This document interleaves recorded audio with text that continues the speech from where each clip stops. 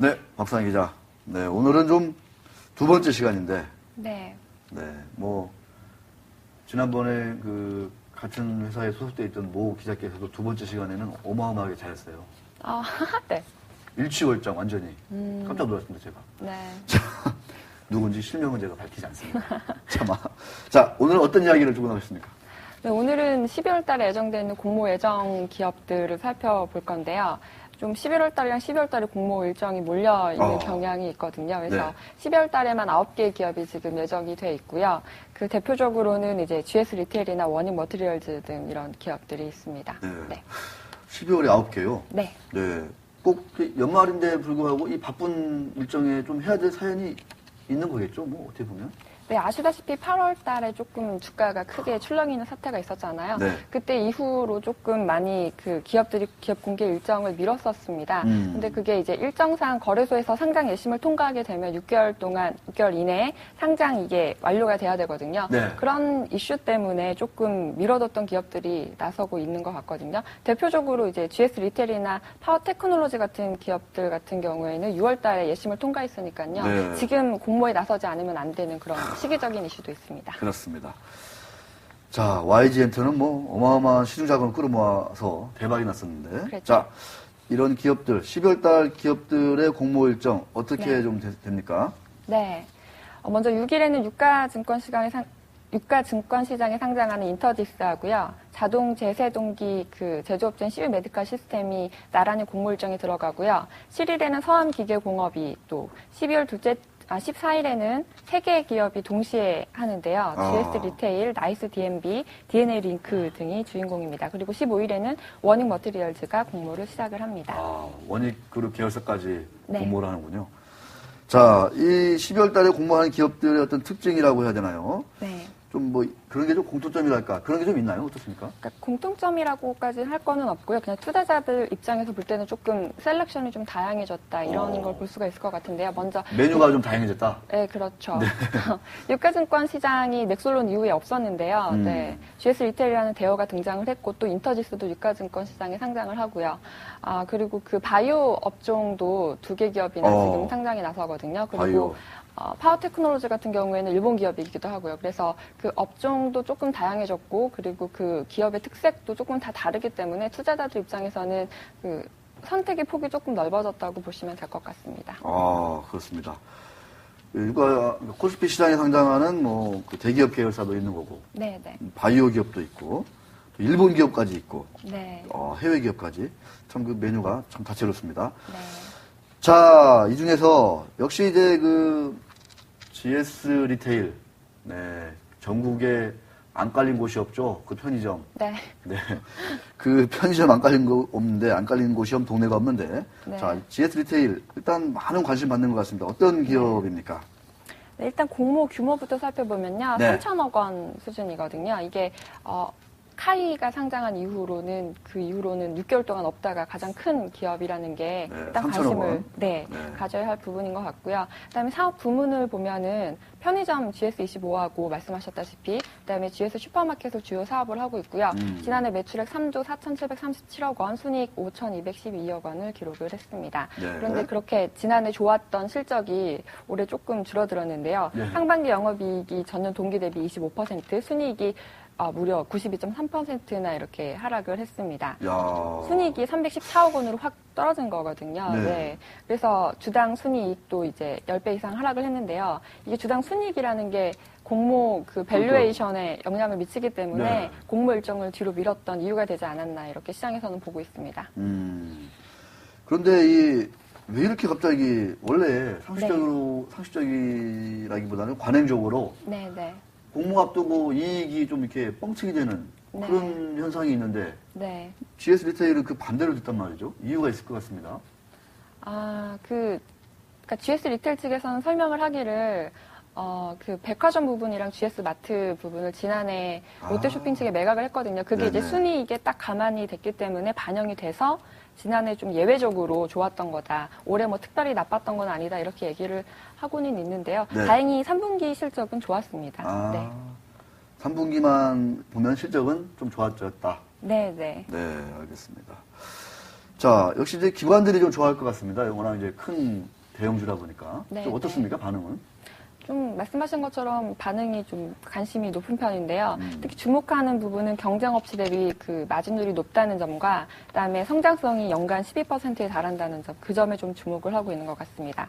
우리나라 편의점 업체를 보면은요, 삼강체제인데 이제 보강 패밀리마트, 롯데 세븐일레븐 등이 있는데 GS 리테일이 보유한 GS25가 약간 연간 마진율이 조금 더 소폭 더 높은 것으로 알려졌습니다. 그런 측면이 좋은 거고요. 또 그 이유는 그 PB 제품의 판매가 잘 되고 있기 때문인 것 같습니다. 그리고 연간 성장률 같은 경우에도 유통업체 평균 성장률이 6.5%인데 12%니까 2배인 거잖아요. 네. 네.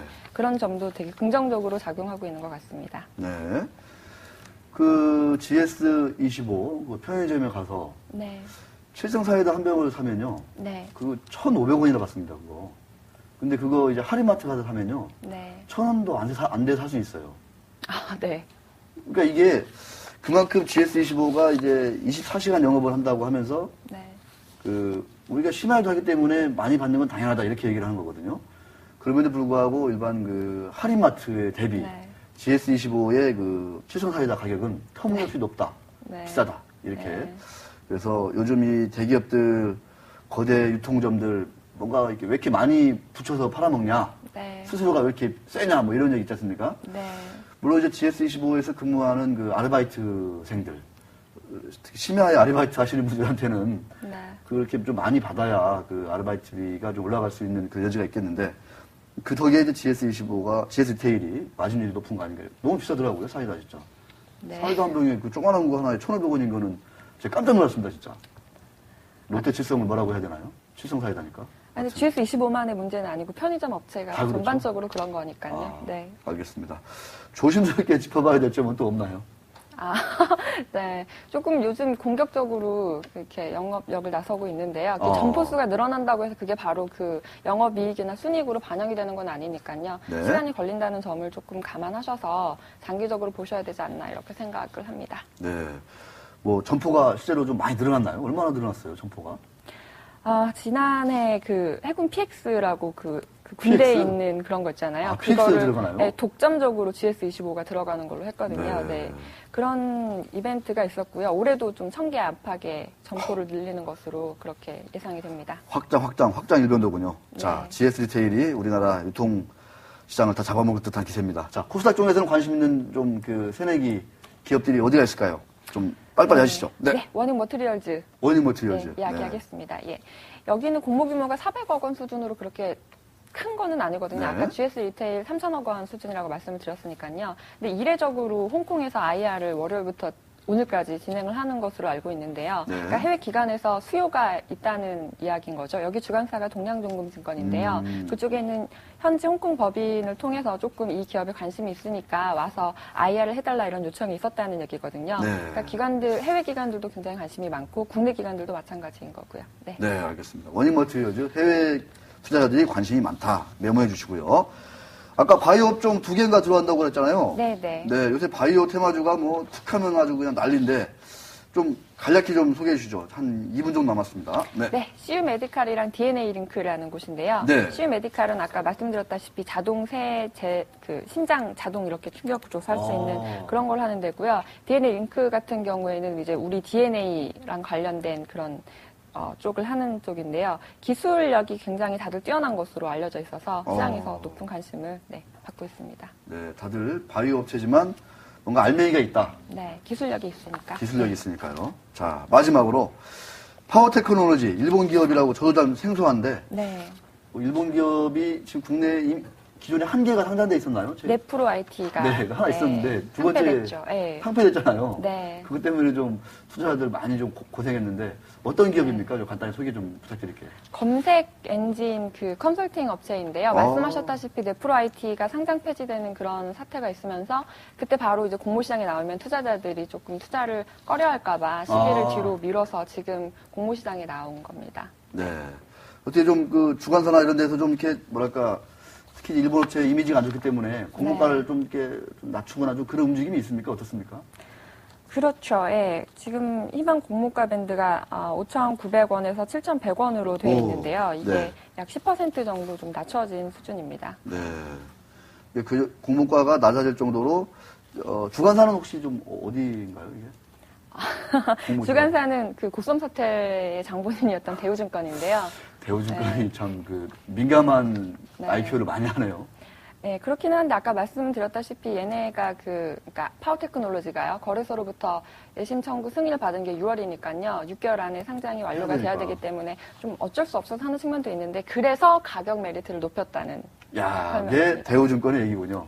그렇습니다. 네, 알겠습니다. 자, 박상희 기자와 함께한 12월 IPO. 그 내년에 IPO 시장은 좀 대략 어떻습니까? 그 기상도, 뭐 흐림, 맑음, 갬, 뭐 어느 정도입니까? 당연히 이제 주식시장에 좀 영향을 아. 받을 수밖에 없는데요. 주식시장이 뭐 좋을 거다 나쁠 거다 이렇게 단정적으로 이야기를 할 수가 없으니까요. 근데 현재 좀 큰 걸로는 현대오일뱅크랑 LG실트론이 조금 예정이 되어 있습니다. 네, 실트론까지. 네. 네, 알겠습니다. 자, 박상희 기자 오늘 수고 많이 했습니다. 네, 감사합니다.